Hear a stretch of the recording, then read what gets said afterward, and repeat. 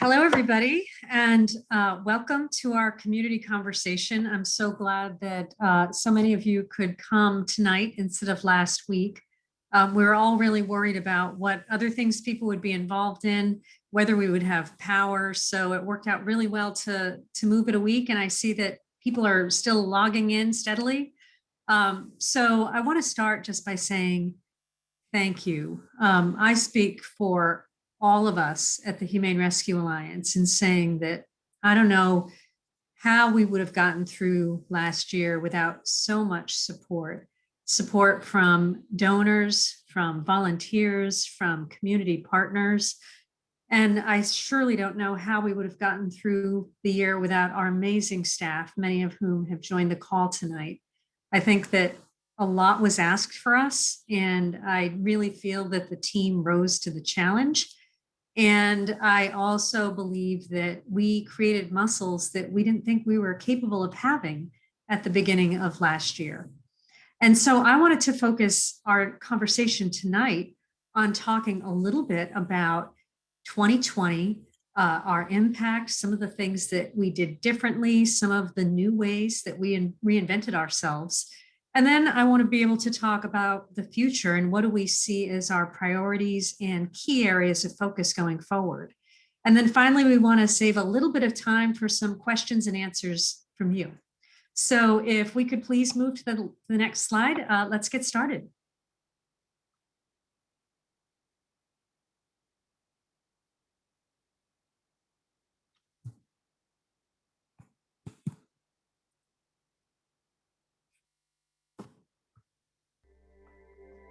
So I'm not sure if I'm supposed to be able to advance a video right here. There we go. It has been an unprecedented year for us all with the rapid spread of COVID-19. In both Washington, D.C. and New Jersey, we have had to quickly adjust our operations to keep our teams, communities, and animals safe. Despite the challenges presented by the pandemic, we have increased our capacity to serve our community and also support other communities near and far. Our belief that animals are beloved family members has been further reinforced during this time of isolation. When we put out a call to our community that we needed foster parents, 2,500 people signed up. Even though HRA had to temporarily close the doors of our traditional adoption centers, we were still very much open for adoption, thanks to our robust foster network. Through our newly implemented virtual adoptions process, animals were quickly moved into foster homes, where their personalities could truly shine.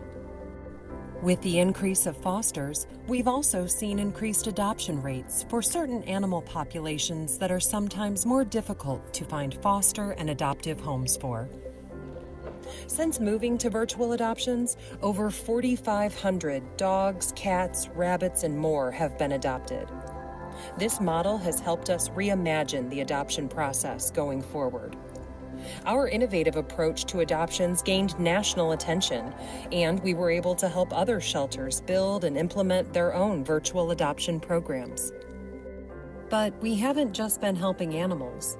With the economic crisis impacting D.C. and New Jersey, families with pets have needed our support more than ever. We've never stopped holding our weekly pet pantry events in Washington, D.C., where we offer free pet food and supplies to those who need it. We've even expanded to a new pet pantry location in Ward 7 that has quickly become our most popular location. Our neighbors in Prince George's County, Maryland, have been disproportionately impacted by the pandemic.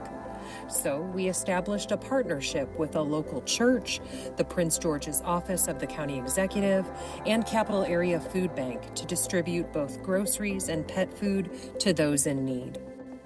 In New Jersey, we launched a drive-through pet food bank, as well as distributed pet food and supplies to local food banks. Thanks to a donation of 135,000 pounds of food and supplies from Greater Good, HRA and St. Hubert's have been able to support the most impacted communities in the Mid-Atlantic region to make sure no animal has an empty food bowl. Even during a pandemic, cycles of violence do not stop. Our field services team hasn't paused their crucial work in assisting the people, pets, and animals of DC and New Jersey. From rescuing abused animals such as Lady Bell, Luna, and Owen in DC, to caring for over 40 Chihuahuas rescued from unsanitary conditions in New Jersey, our field services officers are still working 24/7 to keep people and their pets safe. We've also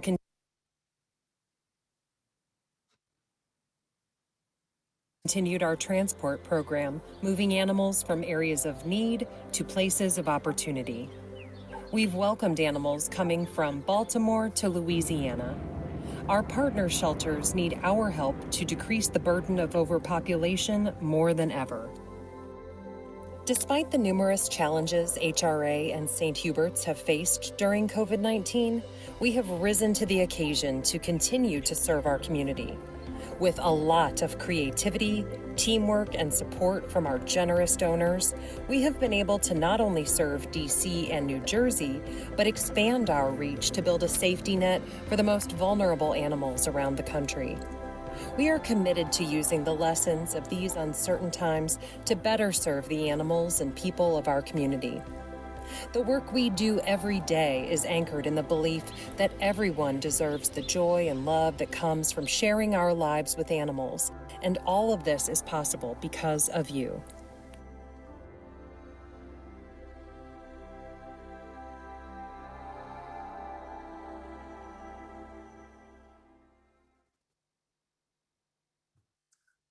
Well, I tear up every time I see that, and I'm sure many of you did too. There are just a few things that I want to highlight. You saw a lot of images from some of the work that we did. You heard a lot about different types of programs and services, but fundamentally, we are committed to all animals. As you saw in the video, we help cats and dogs, but we also help birds and snakes and rabbits and turtles and all kinds of wild animals. In the District of Columbia, so much of our space is green space, and we see more and more issues with wild animals, and we're here for all of them.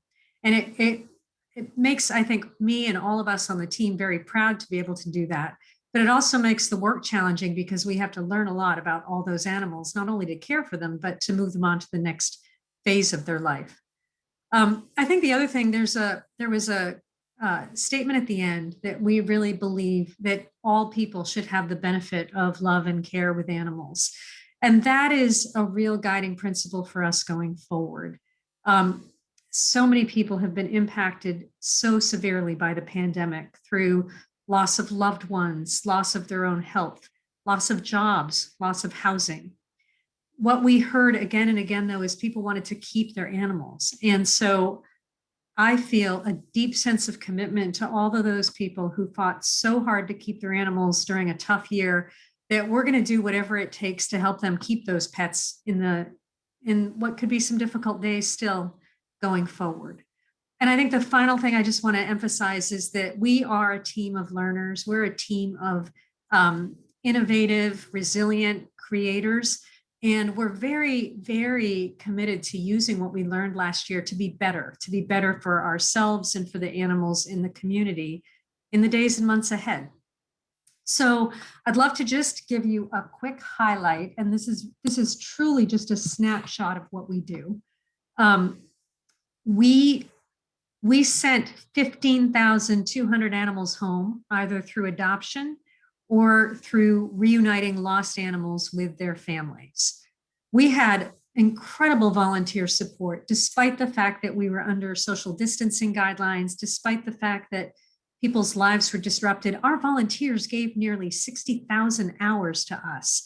And that was in the form of everything from helping us with events, to taking photos of animals for the websites, to coming in on a daily basis and walking our dogs and make sure they got fresh air and exercise. We had an incredible 4,281 foster homes, which meant that we had 4,281 HRAs out in the communities where people were sheltering animals for us. 94% live release rate. I think that's a stunning number. At our organization, we only euthanize animals if they have really serious behavior issues and they're unsafe, or if they have medical issues that can't be treated or addressed or eased. But even elderly animals who are in the last months of their lives do have a place with us because we have a number of loving hospice home providers who take in animals who are in comfort care and make sure that their last days are comfortable and that they're loved. I talked a little bit about wildlife, and you can see how many wild animals we helped. Our officers responded to nearly 21,000 calls. And one of the things I want to mention is that regardless of what shut down in our society, our officers stayed on the road 24 hours a day, 7 days a week, all throughout the year. They were considered essential workers early on and actually put themselves in harm's way by having to go into people's homes and be out in the world at a time when the virus was most devastating. And I want to give a note to our Kitten Nicu. We have an amazing kitten neonatal unit at St. Hubert's in Madison, where the team provides the most loving care to animals who are neonates. It's like a human neonate ward filled with incubators, filled with volunteers and staff caring for these vulnerable animals around the clock. So you can just see a snapshot of the amazing work we did for animals. Next slide, please. And we helped people beyond our community as well. We do a lot in the DC metro area. We do a lot in Morris County, New Jersey, but we also have regional and national impact. So nearly 500,000 pounds of pet meals were given to people who were really struggling to make sure their pet had a good, healthy meal. We took in 70 animals who were living with women who were victims of domestic violence. One thing we know is that victims of domestic violence often will not leave their home because they're afraid to leave their pet. They're afraid of what will be done to their pet. And so what we do in those cases is we step in and we provide temporary housing that allow the women to get to safety, to rebuild their lives, and then to get their animal back. And that's a critical service, because oftentimes the animal is the only family that the woman has when she leaves the abusive home. And it's really important to reunite them. We take care of nearly 1,100 community cats, and that's not us. There are community caregivers who take care of these cats and work with us to make sure that they are safe and fed and that they come to us for spay, neuter, or vaccines. And then finally, I want to talk a little bit about our way station, which is based out of St. Hubert's. And it's an amazing program where animals are transported from communities mostly in the South, although it goes from Texas to Puerto Rico, where they might be facing euthanasia because there aren't enough homes in those communities. And through a variety of partners, we drive them, we fly them, mostly to our Madison, New Jersey campus into Morris Airport. And we either find homes in our community or we send them on to Northern Shelter Partners who find homes for them. And the thing I like to keep in mind is that for every animal we transport, we're helping 3 or 4 animals on the other end. So this is a deep, deep life-saving program. Next slide. So I think back a year from now when the pandemic was coming our way, and our first instinct was to empty our shelter facilities. We were very worried that a lot of people would have to surrender their animals because of the virus. And we wanted a place for them to come if that happened. And so we had many people respond to our call for adoption, and adoptions were very busy last March as people thought of ways they could help, as people considered that they might like to adopt a family to shelter in place with them. But I think the thing that really blew us all away is we had 2,500 people reach out to sign up as foster families. And foster families open their home, they take the animal in, they care for them, they train them, they enrich them, they give them love. And so many people came forward that we then had to build all of our other processes around it. So Our medical team had to shift to telemedicine in order to take care of those animals virtually. And our adoptions and external affairs teams worked together to create a virtual adoption process where animals would meet people just like we're meeting today, in the comfort and safety of home, living room to living room. And nearly 4,300 animals have found homes through that virtual adoption process. And as you saw in the video, we taught many other shelters how to do this virtually so that they too could be adopting their animals throughout the pandemic. And this is an innovation that will continue.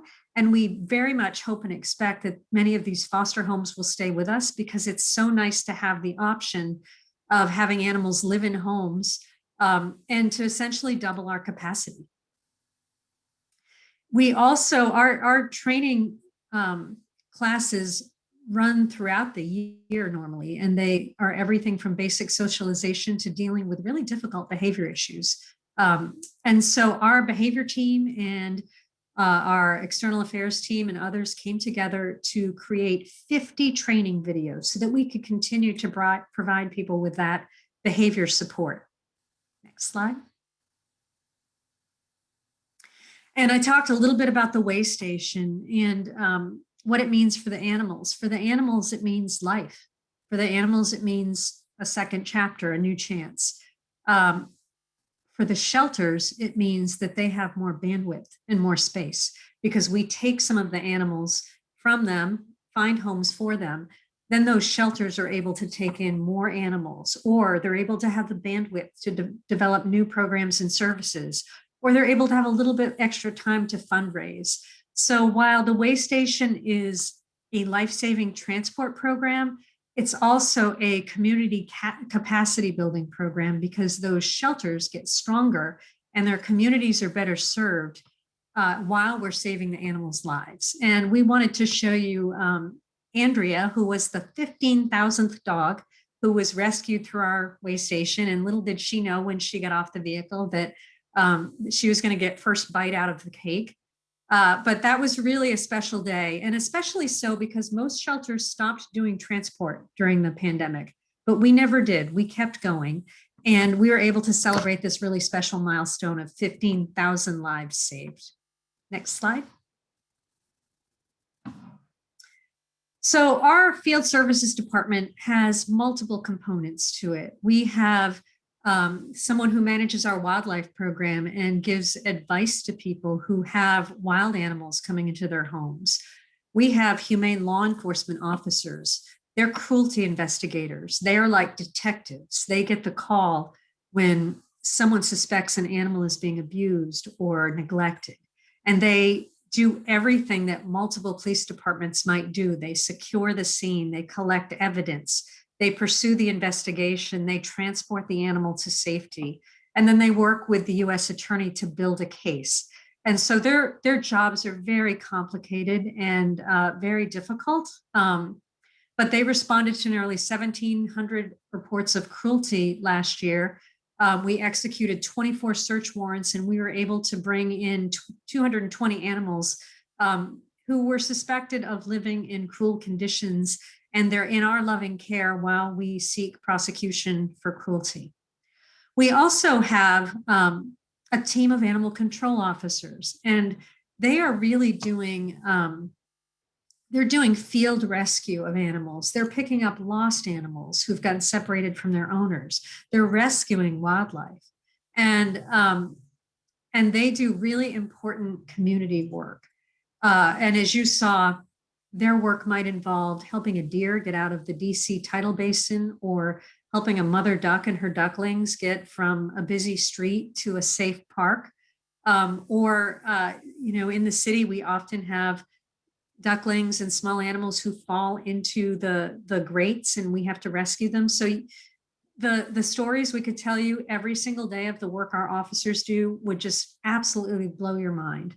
And we responded to nearly 21,000 calls like that this year. So I think that number gives you a sense of how our essential work continued.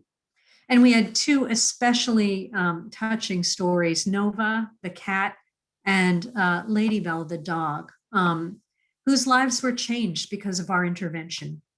Next.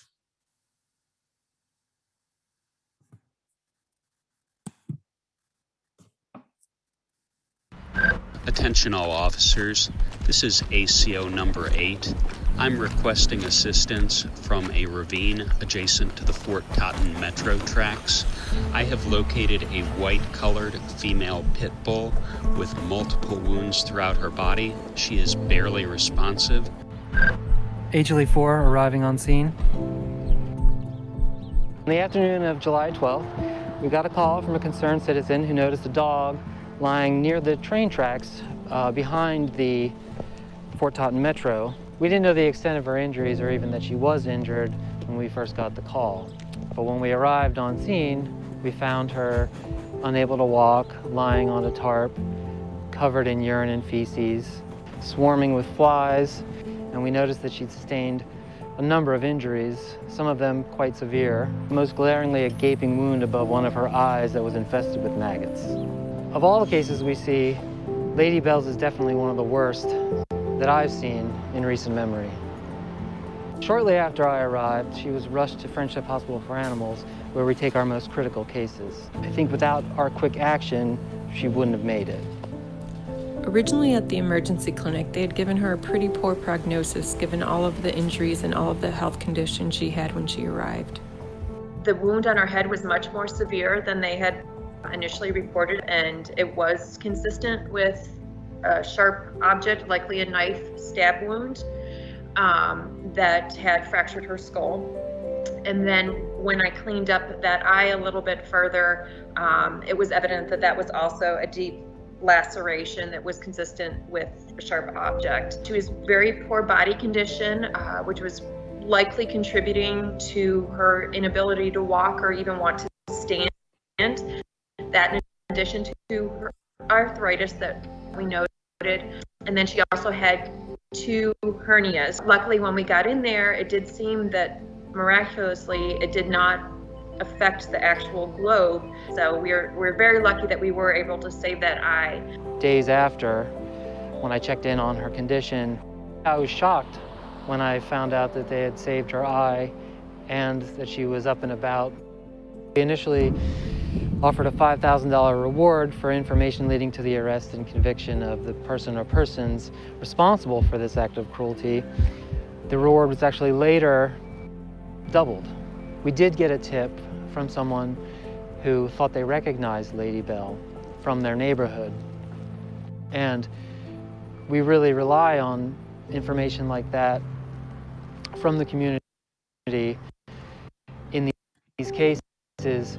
She didn't have that look about her that she wanted to give up, just that she needed some extra special care and love, which we were more than able to provide to her. And she just became stronger and stronger. Once Lady Bell was stable enough after her surgeries and she was really starting to come out of her shell, we knew we had to get her into a home.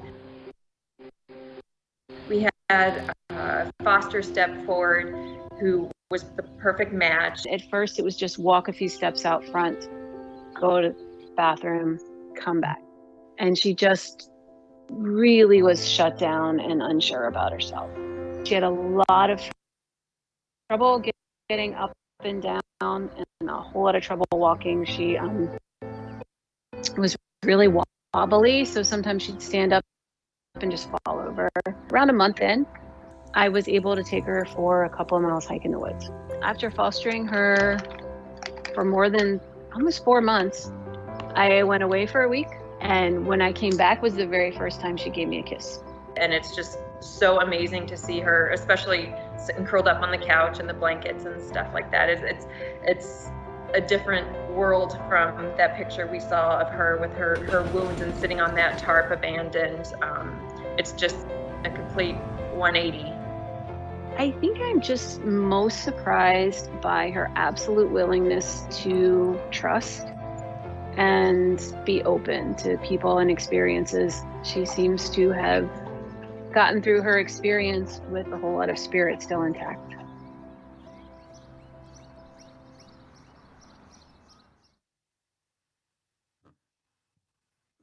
So We had some really hard cruelty cases this year. Lady Bell's case was devastating because of the degree of injuries and neglect.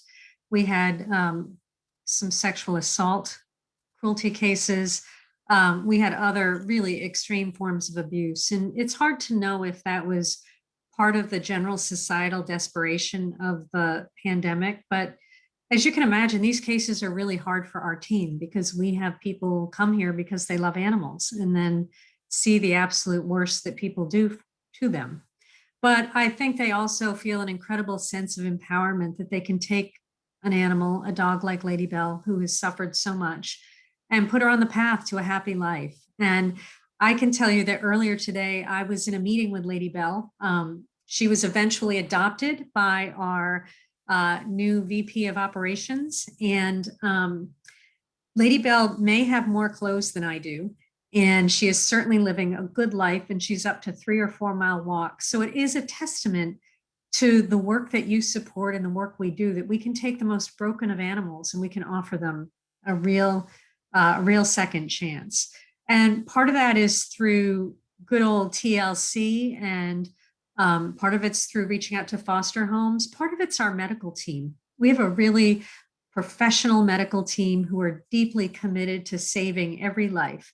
And they had to change their world pretty dramatically in the last year because they had to shift from seeing their patients in person to doing a lot of telemedicine. And that telemedicine was really a lifesaver for the, oh, I'm sorry, I was just looking at a note. The telemedicine's a lifesaver for the foster families who need that kind of support to make sure the animal's getting the very best possible care. Pepper and Goldie also came to us with just a whole host of injuries and illnesses and challenges. Both of them were given so much wonderful care and now live in loving homes with new families. Next slide. So a phrase that you're going to hear me use more and more is keeping the human in humane. And a core value we have is that pet ownership should not only be a privilege for people who are wealthy. Having a pet in your life should be something that is widely available. And it's, I think, very important for there to be community safety nets that help people when they fall on temporary hard times, so that their relationship with their animal isn't a victim of whatever challenge they're facing. And that, you know, I told you at the beginning that we wanted to empty out our shelters because we wanted to have space in case animals came in from COVID. But I'll tell you that those animals never came. People did not in large numbers give up their animal, even temporarily, because of COVID. Two things: they wanted them with them while they recovered, if they were able to stay in their home. And if they unfortunately had to go to the hospital, virtually all of them had made an arrangement with a friend or a neighbor or a family member to come and care for the animal. And it was less than, I believe, 5 animals that ended up with us in long-term care over the course of the pandemic because people had made plans. I don't think that would have happened 15 years ago. I think the human-animal bond is just more and more recognized and celebrated as valuable in society. I think people more and more every month consider their animals family members. And they wanted the comfort of an animal during what was the hardest year for so many of us. And so I think that last year was an inflection point where we can always say now that animals are squarely members of the family, and people are going to advocate for that, and they're going to fight for that, and they're going to desire that. And it's important for us to be there for them. I think a lot about all those people that fought so hard against all the odds to keep their pet last year. And I want to make sure that we pull out the stops and that we do everything we can to keep those families together. Because while the pandemic may ease in the months ahead, there are a lot of economic conditions that are still going to continue to be very, very hard. And so we want to have support systems in place in our community so that families can stay together. And that's going to be a huge thrust of our work. Last year, we opened a new pet pantry in Ward 7 of Washington, D.C. It's already our busiest site. And as you saw in the video, Prince George's County was really affected by the pandemic. And so we made sure to start up a food pantry actually for pets and people that we were a part of in Prince George's County. We had a drive-through pet food bank in New Jersey that worked really, really well that we see continuing. And we have a great partner in Greater Good Charities. They gave us 135,000 pounds of food and supplies, which helped us with all of our keeping animals with their family efforts, but also, as you can see, allowed us to help other shelters who might be struggling with pet food supplies. And we closed some of the gaps for them as well.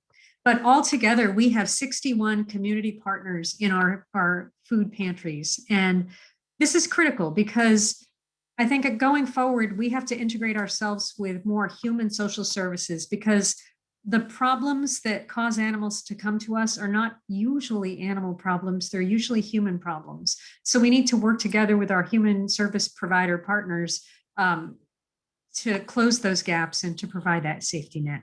Next slide. So looking ahead, I really want to keep on this theme of keeping the human humane and what we do for people and animals. We're deeply concerned about the coming eviction crisis. The most common time for an animal to become homeless is when their family loses their home.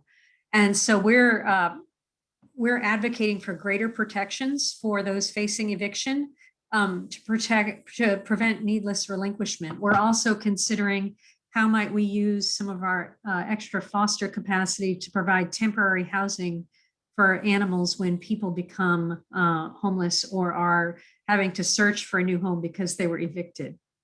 And we are working with regional and national organizations, both animal welfare and human social services, to lobby for tenant protection, to provide eviction prevention intervention, and to work with human homelessness groups to make sure that that safety net is wide and strong. Next slide. You saw some of our swiftwater rescue training in the video. You know, climate change is bringing with it more and more natural disasters, and natural disasters are animal disasters.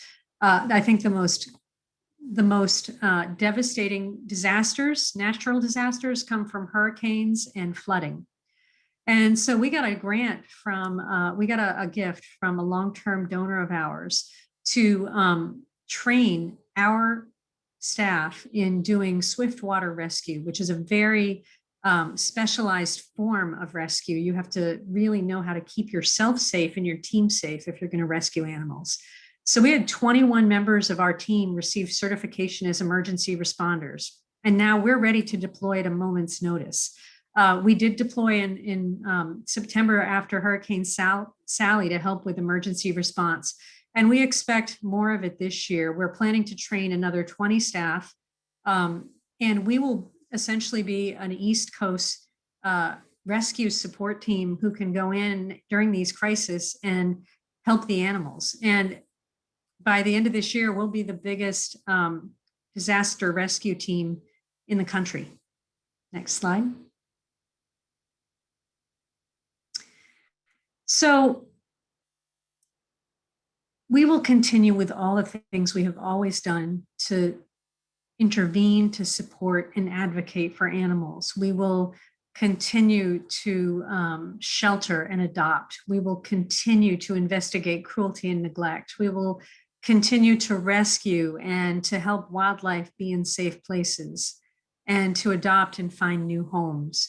We'll continue to work with transport partners in underserved communities. But in addition to that, we are challenging ourselves to do more for people and animals, to help families and to build communities. And so we are working on a very human-centric approach that is going to involve, in the coming weeks, launching a pet resource center. And I want to say that we had a very generous donor who I believe is with us today, who gave us a challenge grant to raise the funding for this pet resource center. And all of you responded in kind. And so we got the seed money to start this up. And we're in the process of acquiring the software and building the training for our team, because our team, they're going to have to know a lot to answer these questions. And they're going to have what are really social worker skills. And so we're looking at how can we provide our staff members training to become human social service providers. Because again, when we help animals, we help people, and we help people, we help animals. And it's important to look at it holistically. Next slide. So that is really, that's really skimming the surface of what we plan to do going forward. You know, when we did our strategic plan in our budget this year, we assumed that for the first half of our fiscal year, which goes from October through September 30th, that we would be in a phase 2 reopening mode, not completely opened, but more opened. And so that is pretty much tracked with what we're seeing. And we hope that as more vaccines become available and people are able to get out and about more, and we can open our facilities more, and we can have more engagement with the community and more contact that's not so distanced, that we're going to be able to help more animals and more people in 2021 than ever before.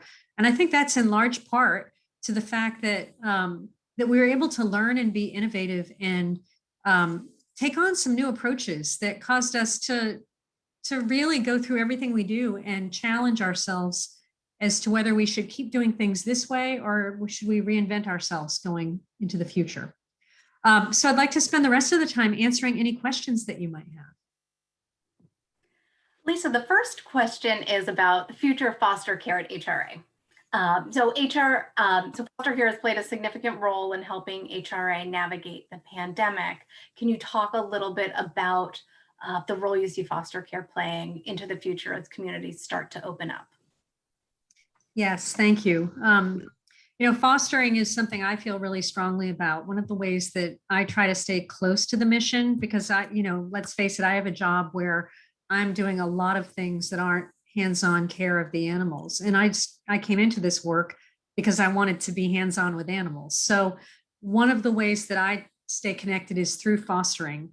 And, I think I took in my first foster animal in 1997, and it was transformative for our family. It allowed us to feel like in our home, with the people we loved, we were able to give back to our community. And so I really believe in this.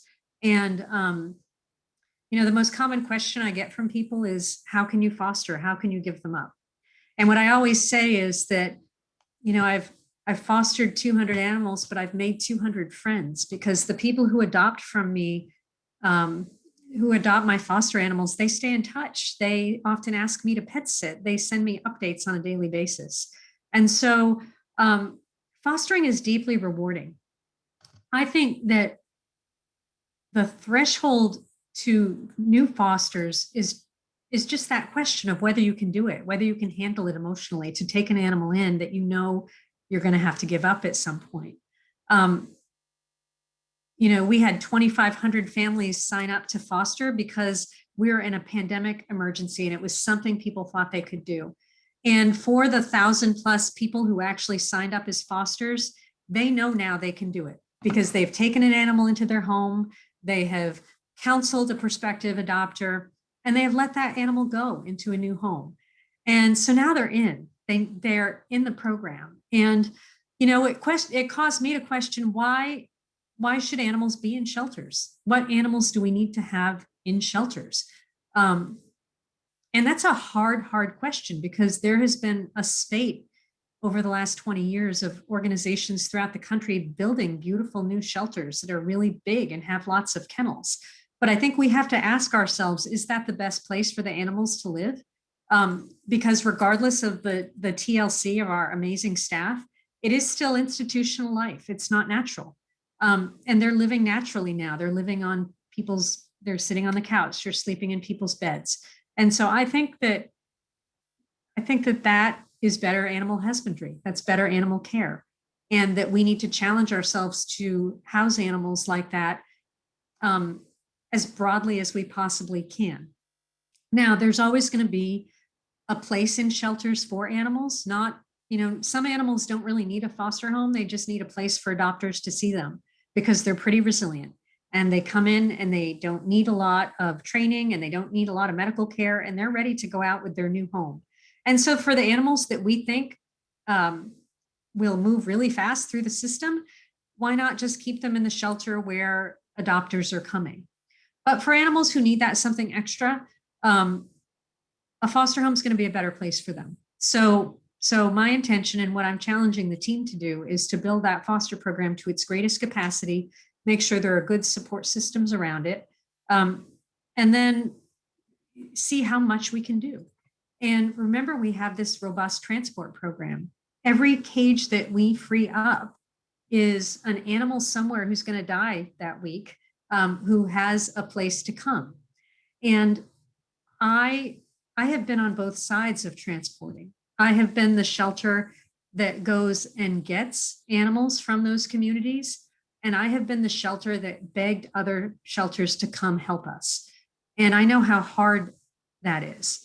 I know that in the days when I was that shelter begging people to come rescue, it broke my heart to know that there might be an empty cage somewhere and that I had an animal that we might have to euthanize for space when there was an empty cage somewhere. So we have some really hard, complex questions that span geography that go well beyond HRA.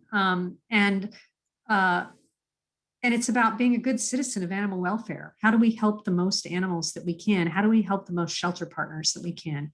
And I think foster care is going to be a key component of that going forward. We had a big foster program going into the pandemic. We have one of the biggest foster programs in the country now. And we're pretty good at it. We have a really good team. Our support team is really good at providing medical and behavior care. And I see it growing.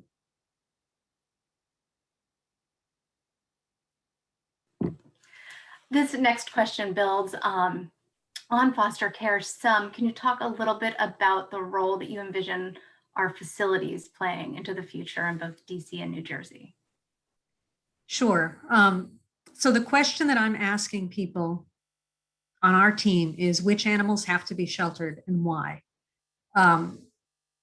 Because I think we have to be a little bit more discriminating and a little bit more strategic about who we shelter and who is the shelter institution best for. And I talked a little bit about that in my answer about the foster care program. So which animals need to be housed in a shelter? Again, I think it's going to be those who can't, those who might have a behavior that is best worked with by our behavior professionals, those who have a medical condition that require more veterinary oversight than a foster home feels comfortable providing, or animals that maybe have anxieties or lack of socialization where they're going to do better in a quiet home environment coming along slowly. But I think that we'll always want to do adoption out of shelters because that's where people do come to see animals. I think that training classes are very desired, not just for helping a particular behavior, but also through because it helps you meet other pet owners who love animals. One of the things that's been incredible about our foster program is that our foster families have created all sorts of ways of connecting on social media. They have Instagram pages, they have Facebook groups, they're sharing stories and pictures of their foster animals. What I realized early on is that they had created a community among themselves. They had made new friends. And so think about that. We're at a time when everyone's shut in their house. We can barely see our family. We certainly can't see many friends. And yet our foster program provided a way for people to build community and to make new friends and to be less lonely. And I think our facility has a place for that too. I think our facility can be a gathering place for people who come together for the love of animals. It's a training class or working on a community project or just making toys or treats for the animals. the beauty, and I think all of you know this who are on the call, animals are a social lubricator. They bring people together. They build trust for people that might not otherwise have anything to talk about or might not otherwise trust each other. And so I see our facilities as being a way to provide a container for that, where people can come together around the love of animals. And I think the things that people do in our facilities, whether it's going to training classes, whether it's pet bereavement groups, whether it is boarding, whether it's doing community service projects, we can create community of people that then can go out and advocate for animals for us. And so I see facilities as almost living entities that help build community. The other point I want to make is we'll look for other facilities to build community in too. It doesn't have to be our facility. We can find community center in different counties in New Jersey, in different wards of DC, where we can do our work and meet people where they are. And I think that we have a two-way facility strategy. What do we want to do at our locations, and what do we want to embed in the community and do there so that we can be closer? So it's a really dynamic conversation, and one that will evolve and that we'll keep you a part of. Lisa, the next question is about the Lady Bell Fund. Can you talk a little bit about this fund, how it came to be, and how we'll use it to change more lives? Yes. So I saw that question came from one of our long-term friends and adopter of the amazing Georgia. She probably remembers that Lady Bell Fund used to be Sophie's Fund way back in the day. And this fund started out, Sophie's Fund, as a place to get over and above medical care for animals that were in real emergency situations, who are going to have lengthy hospitalizations or specialty treatment or, just really expensive care. Lady Bell needed that. Lady Bell had a lot of injuries. There were diffuse injuries, everything from body condition to stab wounds to maggots. And it was expensive to treat her. And one animal can completely deplete a fund like that. And so when we raised money for Lady Bell, we raised money for Sophie's Fund, but we talked a lot about it internally, and we felt like, Sophie lived a long time ago. And Lady Bell is still with us. And Lady Bell, I think, can be a living ambassador for that fund. And so we rechristened it as the Lady Bell Fund. It is for those extreme cases. And I guess the simplest way that I can explain it is that I don't want our staff having to call through multiple layers of bureaucracy to treat an animal who's in an emergency situation. I want them to know that the funding is there for them to do what they can do. And part of why we want to have a really robust Lady Bell Fund is so that they all know if that vet needs a specialist, if that animal needs a specialist vet, we'll bring them in. If they need to go to an emergency vet hospital, we'll send them. So our team can make those in the moment decisions in the best interest of the animal. So that's the purpose of the fund. It's all about Lady Bell. And I think that her mom and she are happy to pay it forward and help other animals in the way that she was helped.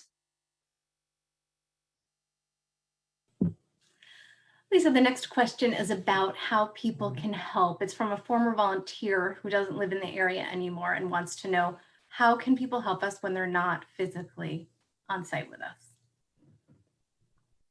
So we are doing more and more things virtually. Obviously people can still give to us, they can still donate. But in terms of helping with the work, I think that what the last year has taught us is that we're going to be on a lot of virtual platforms. And I think that one example I can think of is that at St. Hubert's, we, instead of having our wine event at the place that we always had it in the past, we had a virtual wine event. But I just play forward, well, what else could we do virtually? Could we have virtual knitting groups to create blankets to put in cat cages? Can we have virtual groups that make toys for the animals? So I think that, my answer to you is stay tuned. because our first interaction with Zoom and virtual work was around basic animal care, but the iteration of that, the next phase of using Zoom and virtual meetings will be to bring people together around us to do service projects, to create things for us that we need, or to have conversations about, how can we lobby for stronger laws, or how can we make phone calls to the right community service groups to provide support to us. And so I think people that aren't in the area will still be able to engage with us, because we'll create forums like this where it's not just about sharing results, it's about doing actual work.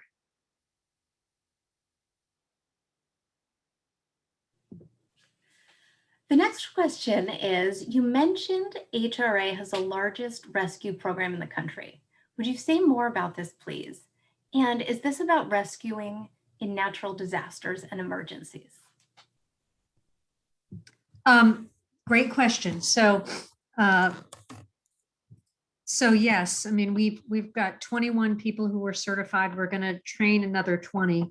That means that we'll have more people who are able to deploy in a natural disaster than any other organization that I know of. I think it's important because, you can't go into a situation like that and be there for weeks. You need respite. You need to be spelled by another trained team. And so that's, we couldn't spare 35 people at a time either, because we have work to do in our community. So to me, the beauty of having this deep of a bench is that we're going to be able to send rotating teams out in disasters to help. And they won't have to get depleted and exhausted, because there will be a fresh HRA team behind them to deploy.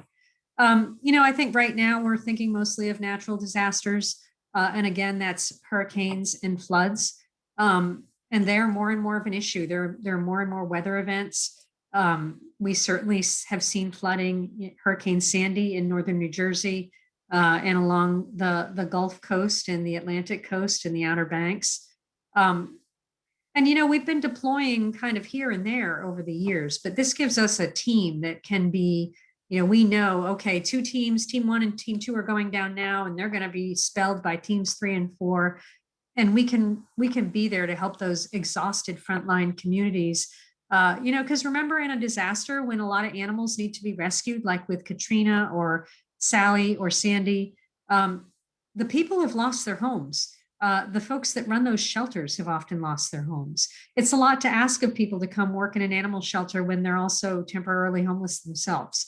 And so this is a way for us to be a good citizen and to help get some animals out of harm's way and to help lift up our colleagues, which is a really important value to us. We have a follow-up to this one. How do we work with other organizations during these natural disasters? Sure. So we worked with the Humane Society of the United States on Hurricane Sandy, and many times they reach out to us. We've also in the past worked with the ASPCA. We're a community of people who is paying attention to what's happening. And, the reality is that because there are so many animal welfare groups, different groups get different calls, but no one group can do it alone. And so from that initial call, a hotline goes out, and we may be the ones getting the call at first, and we may not be able to do it all on our own. So in that case, we would call other shelters. We would call HSUS or the ASPCA. We would call others who could help us.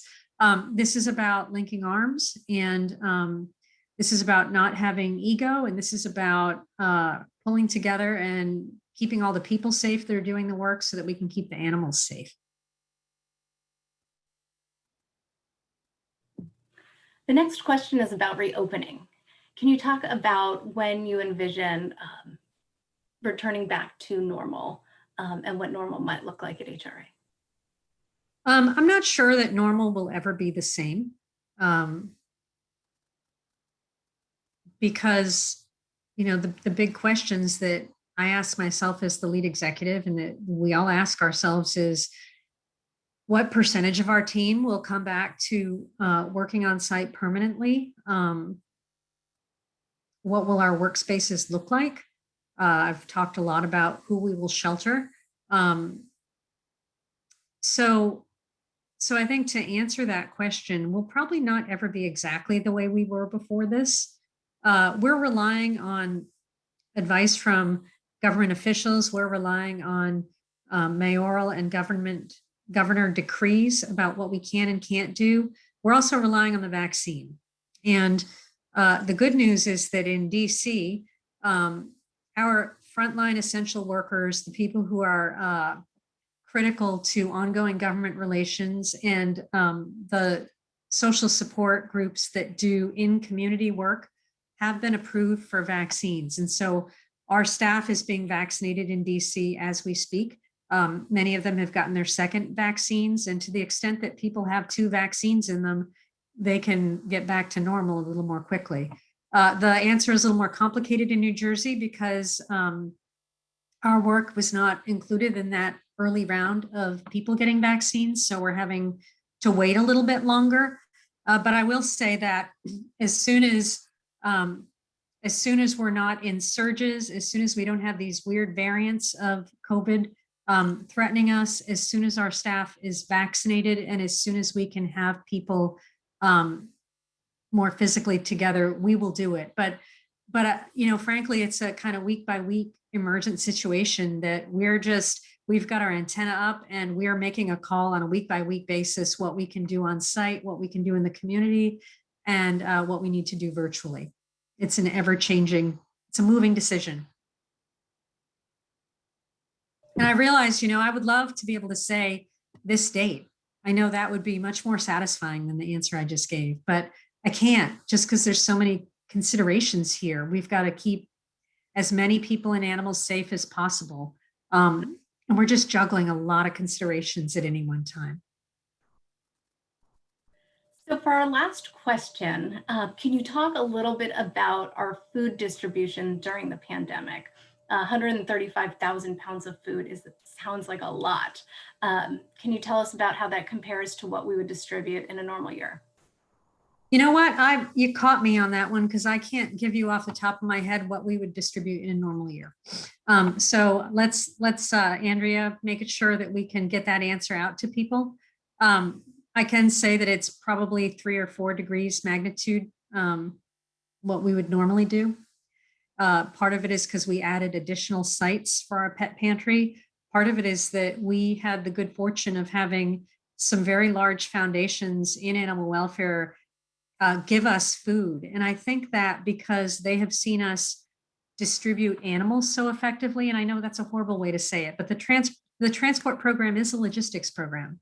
It's a program that brings animals from a place in a safe way, treating them humanely, and then moves them to the place where they're going to have the best life and the best care.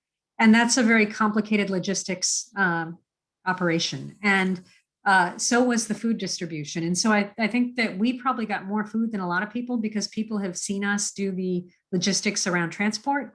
And we really mimicked that process. We really followed that as a way of moving food from point A to point B. And we did it in a lot of ways. We did pop-up pantries. We did drive-through pantries. And we distributed pet food to community centers and to other shelters where it would be needed. And so, I think that's going to be key for a while because we're still in for some hard times economically. And as I mentioned, I don't want people making a choice between whether they feed their pet or surrender their pet. So that food intervention is going to be a key safety net going forward. So I think that I'm getting the call that we're out of time. We are always here if you have questions. We don't disappear just because this session is over. So if you think of anything tomorrow in the middle of the night, feel free to reach out to us. And this is a way of life. We're going to continue to do these community conversations, and we hope to see many of you with us in the coming months. And until then, thank you. Thank you. Thank you for everything. We couldn't have done this without you. Good night.